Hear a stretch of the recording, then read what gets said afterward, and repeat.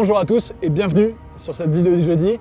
C'est toujours un plaisir de pouvoir vous parler, mais malheureusement cette fois c'est une vidéo qu'on aurait bien aimé ne pas avoir à faire.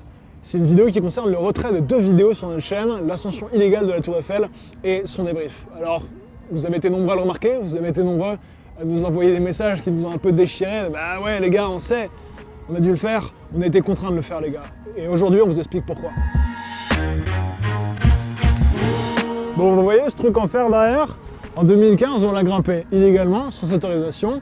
On a eu des problèmes avec la justice par rapport à ça, et on pensait que c'était réglé. Et il n'y a pas longtemps, on a reçu un mail, déjà, une prise de contact.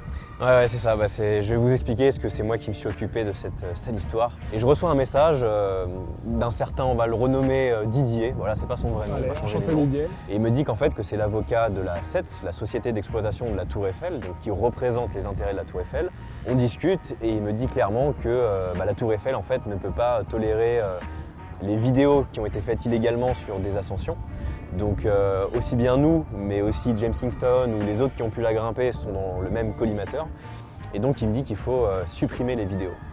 Donc là moi je lui dis que c'est difficilement possible pour nous parce que déjà on a déjà été jugé pour cette infraction.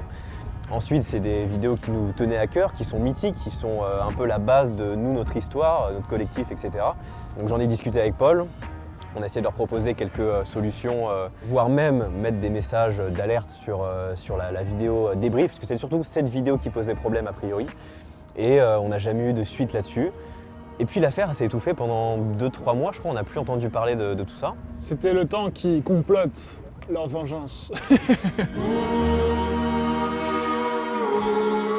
Donc on revenait de notre expédition à Delplanchard à la montagne, et donc là on reçoit un courrier à la maison recommandé.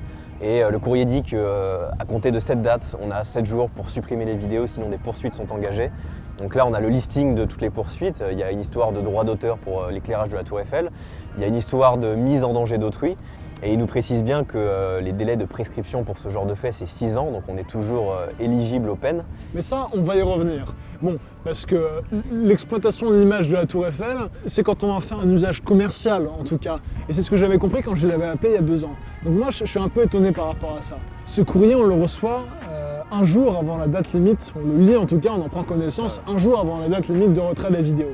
C'est-à-dire qu'il faut prendre une décision très vite. Donc vu qu'on n'a ni le temps ni les moyens de s'engager dans des poursuites interminables, et à la Tour Eiffel, ça génère un chiffre d'affaires immense, donc ils ont les moyens de faire pression.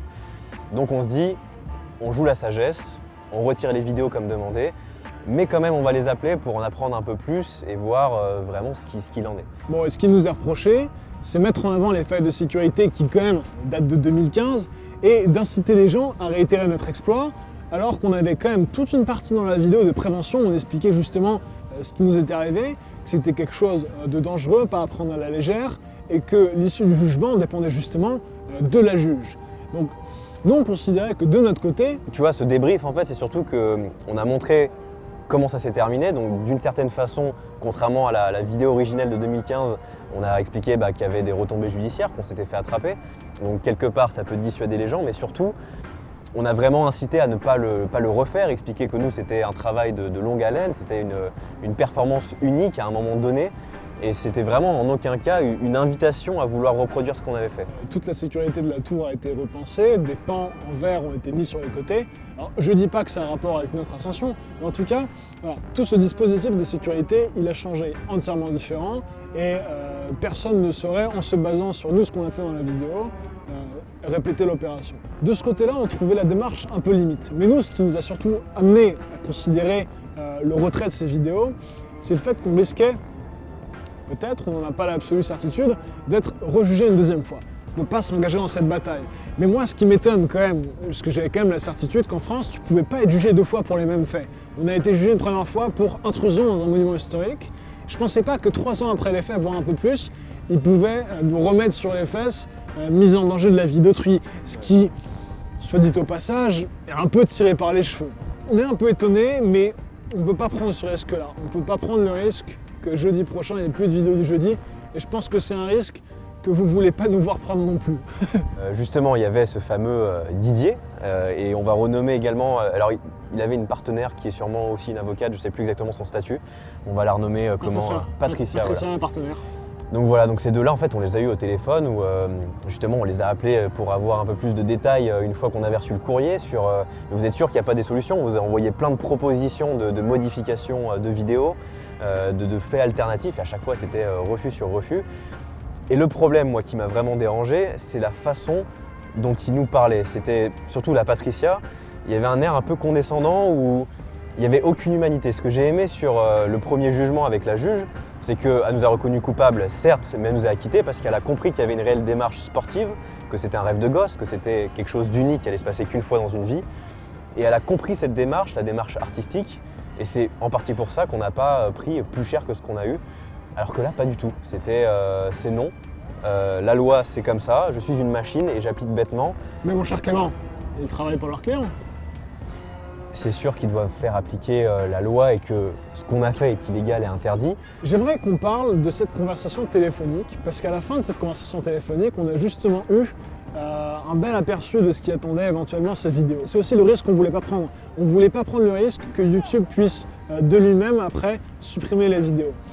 Et donc éventuellement faire quelque chose de mauvais pour la chaîne. Justement, suite à ce fameux courrier, je rappelle quand même le cabinet d'avocats pour leur dire que les vidéos étaient supprimées, qu'il n'y a pas nécessité de commencer les procédures si jamais ils n'avaient pas vérifié. Donc je suis au téléphone avec cette fameuse Patricia. Malheureusement, Didier, qui était un peu plus cordial, n'était pas présent ce jour-là. J'ai l'impression que tu racontes une blague, tu sais.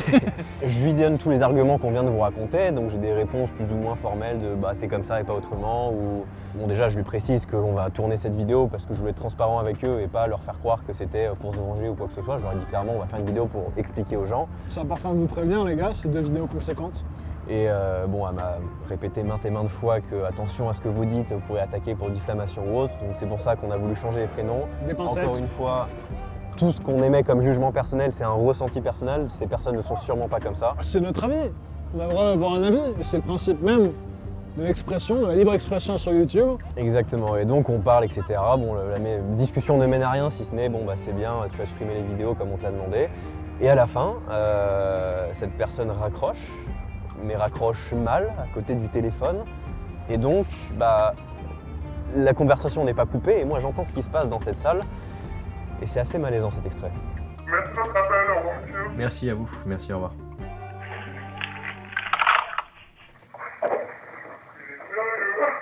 Nous, les positionnements de sans moyen, c'est nos avocats, quoi. Mais il y a pas judiciaire.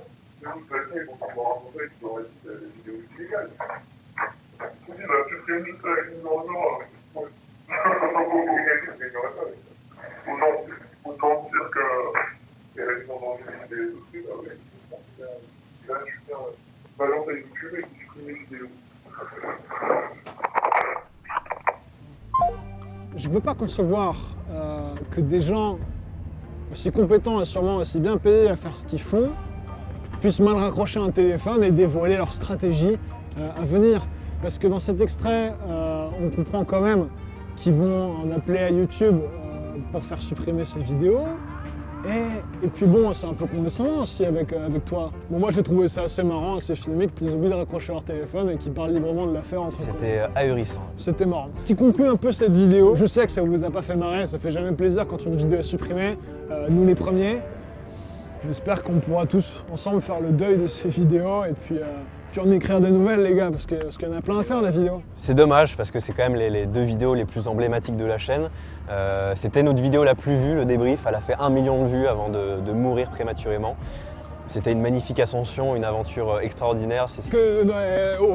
Refaites pas ça, les gars, ok. Et c'est une fin de tournage pour cette vidéo du jeudi. Je pense que vous, comme nous, on est tous très tristes de la disparition de ces 2 vidéos sur la Tour Eiffel. Mais bon, une telle ascension, vous le savez, c'est interdit, c'est illégal. Et heureusement ou malheureusement, il y a des lois à respecter dans ce pays. Ce serait les chaos, sinon les gens s'entretueraient dans la rue. Non, ça coûte cher de vivre ses rêves, c'est la conclusion, quoi. Ouais, carrément. Bon les gars, si vous voulez soutenir nos créations et nous permettre de rêver de choses toujours plus grandes et folles, ça se passe sur Tipeee. Quelle que soit votre donation, vous pouvez télécharger les photos en fin de mois, les photos de nos expéditions, de nos explorations. Également, pensez à mettre un énorme pouce bleu sous la vidéo, à nous dire en commentaire ce que vous avez pensé de cette histoire. Faisons notre deuil de cette belle vidéo. RIP.